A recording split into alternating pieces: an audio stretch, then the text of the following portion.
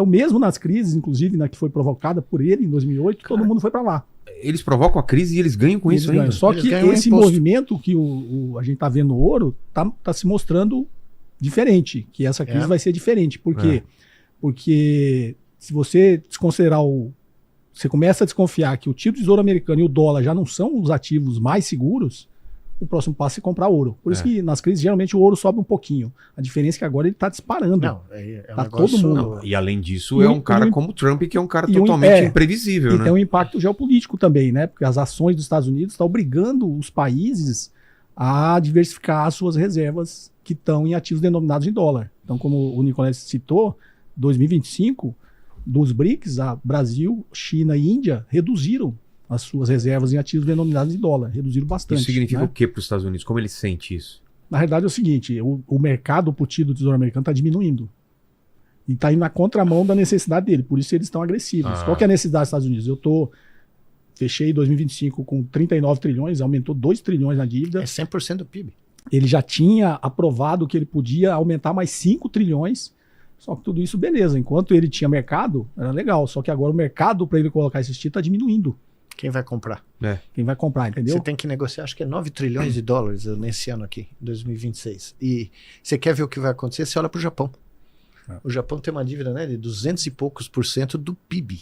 10 trilhões de dólares. E, de repente, os títulos da dívida do Japão, que eram 0,1%, foram para quase 5%. E aí?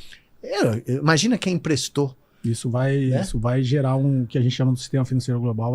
Esse é o grande gatilho da crise, vai sair no Japão. Ah, é? Não estava sabendo. Porque no pós-guerra o Japão se tornou o grande provedor de liquidez para a economia mundial. O que significa isso? Você imagina que no pós-guerra... teve o pós-guerra, a Europa destruída, o Japão destruído, precisava ser reconstruído. Os Estados Unidos liderou a reconstrução dos países, né? Plano Marshall, o acordo de Bretton Woods.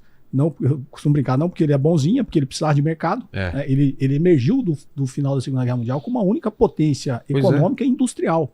Ele já era uma potência industrial, a próprio esforço de guerra fez com que a indústria dos Estados Unidos ficasse mais potente ainda, só que agora eu destruí o mundo, vou vender para quem? Exato. Então ele precisou reconstruir o mundo para ter mercado para vender.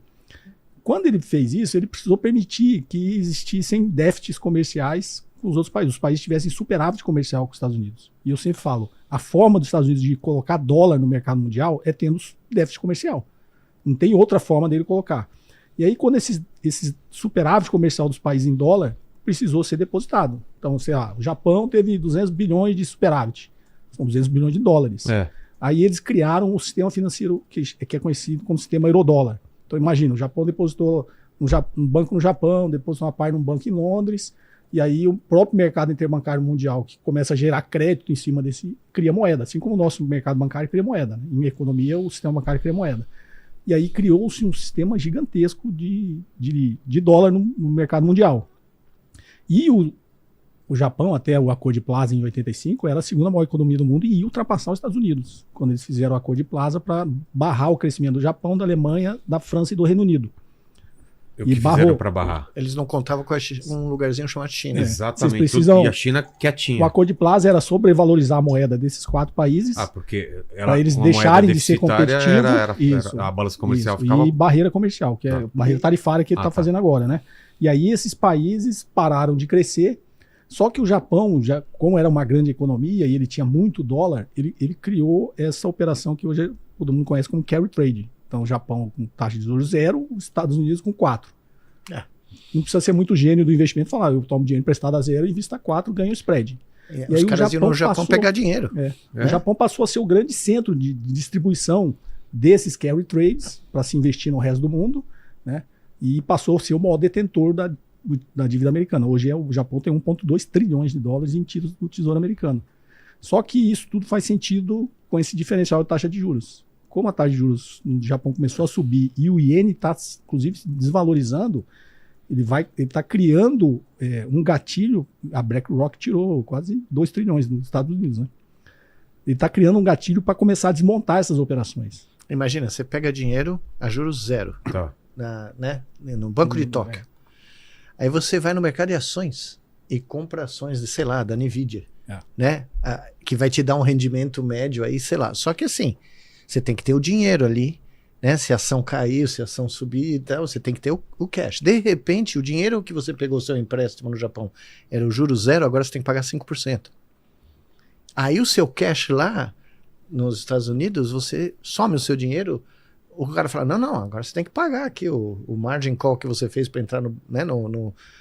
De onde o cara vai tirar o dinheiro?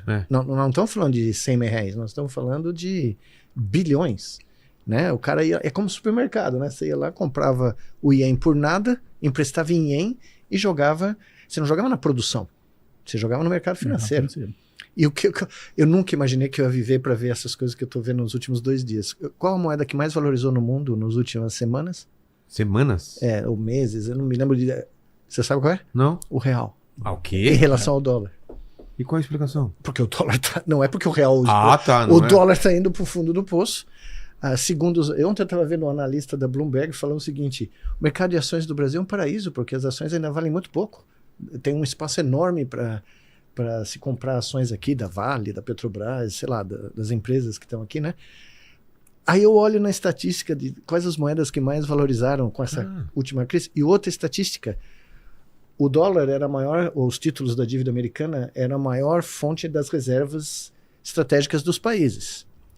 O ouro está chegando e o gráfico que eu vi há algumas semanas passou pela primeira vez em 40 anos, uns 50 anos. Ou seja, o imposto que os Estados Unidos cobravam do mundo inteiro para financiar o bem-estar da classe média americana sumiu, está sumindo. Né? O mundo não vai mais pagar pelo desenvolvimento, pelo consumo, vamos dizer assim, americano. Né? E isso está se refletindo em todas as atividades. As atividades mais fundamentais do business plan americano, inovação, desenvolvimento tecnológico, produção de conhecimento, as universidades, os institutos de pesquisa, sumiu o dinheiro. Tá? Então tem a Nature, que é uma das maiores revistas de ciência do mundo, publicou um artigo a semana passada, devastador. 25 mil cientistas americanos pularam fora do mercado de trabalho, porque não tinham mais dinheiro. E lá, se você não tem dinheiro, a universidade te dá 2 meses, se você não aparece com a grana, entendeu? Teu laboratório inteiro, tua equipe inteira, mesmo você sendo professor, corre risco, porque você paga o seu salário, boa parte na faculdade de medicina, todo mundo paga o seu próprio salário, de um grant do governo federal. Ou seja, o governo federal americano subsidia a pesquisa de ponta. Nós estamos falando de... Né? E quem assumiu esse papel no mundo atualmente? Os Big Techs. Não, a China. Mas a China olhou para o modelo americano e falou, gostei. Como que eles fazem lá? Jogaram bilhões e bilhões em áreas... Mas também teve o lance de trazer os chineses para estudar nos Estados Unidos não, e na Europa. Claro, não, teve todo esse trabalho, Não, mas foi por 40 anos. Eu tive vários alunos chineses. Não é? Eles fizeram esse trabalho quietinho lá. Eu fui para a China agora e encontrei vários alunos meus que estavam lá. Mas o que eles fizeram? Eles perceberam que desde do pós-guerra, da Segunda Guerra Mundial, o crescimento, a explosão econômica americana, industrial americana, se deve ao subsídio do governo federal americano para pesquisa de ponta. Então você desenvolve novas ideias, você tira o risco, você chega num protótipo, aí vem um cara, pega e faz uma empresa e em 2 anos ele está no mercado. A China falou, ok, vou fazer o barato, vou fazer isso. Né? A gente contou isso semana passada, o próprio professor Beluso me contou, 40 e poucos anos atrás, nos anos 80, veio uma delegação da China ver o que estava acontecendo no Brasil, porque o Brasil estava se industrializando rapidamente. A China estava atrás do Brasil em tudo. Hoje eles estão na frente da gente em tudo. 40 anos depois. Muito à frente. Muito à frente, exatamente. Então, veja que curioso. Nós vamos viver agora talvez a primeira grande crise da história da humanidade, onde uma narrativa completamente absurda, criar inteligência em silício, pode levar a economia mundial para o fundo do poço, num nível nunca antes visto, entendeu? Porque os caras prometeram, isso é curioso, porque um cara que vocês conhecem bem, um tal de Jung, dizia o seguinte: o grande drama do ser humano é dominar o seu inconsciente, as suas fantasias de poder, de violência, de crueldade. E de certa maneira, quando quando eu li esse trecho outro dia... Só uma coisinha, o Fala. Fábio que trabalha aqui com a gente, que é palmeirense também, falou O pra grande avisar pra palmeirense. você que tá 1-0 pro Palmeiras. Oh, tá? graças ao bom Deus, tem Tá, um palmeirense que me aliviou a tensão aqui. Tá bom. Ele mandou aqui no grupo aqui. Não, eu deixa já fiz avisar. coisas do Arco da Velha com esse... Um dia eu tava no voo, o voo Mas inaugural... não perde a linha do Não vou, pensamento. não, mas essa Tá, eu preciso tá, contar tá porque bom. essa é demais. O meu grande amigo, Oscar Ulisses, narrador da... Conheço. Né? Bom, um dia eu peguei um voo, o primeiro Dreamliner saindo de Seul para Munique, no meio da madrugada, né?